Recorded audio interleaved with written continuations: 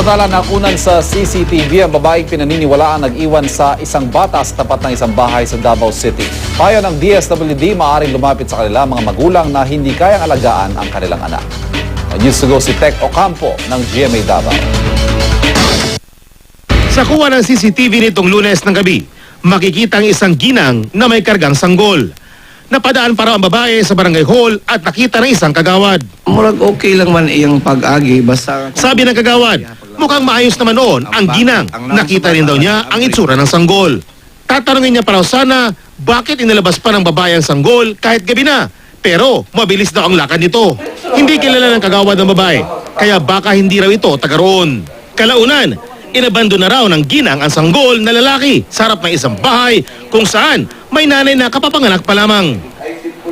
Ang mga nakatira sa bahay, agad itong ipinagbigay alam sa mga taga-barangay.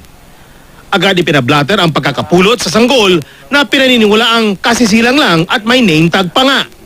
Pina-check up din ang sanggol bago ito turn over sa Study Center for Children ng DSWD-11.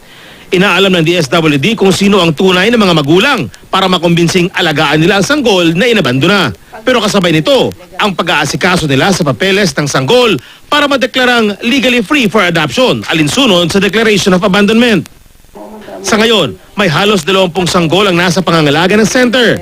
Mahaba rin daw ang proseso ng pag-aampon sa mga sanggol na inabando na. Pwede mo magdool sa social work. Kaya payo ng DSWD sa mga magulang na hindi kayang alagaan ang kanilang mga anak.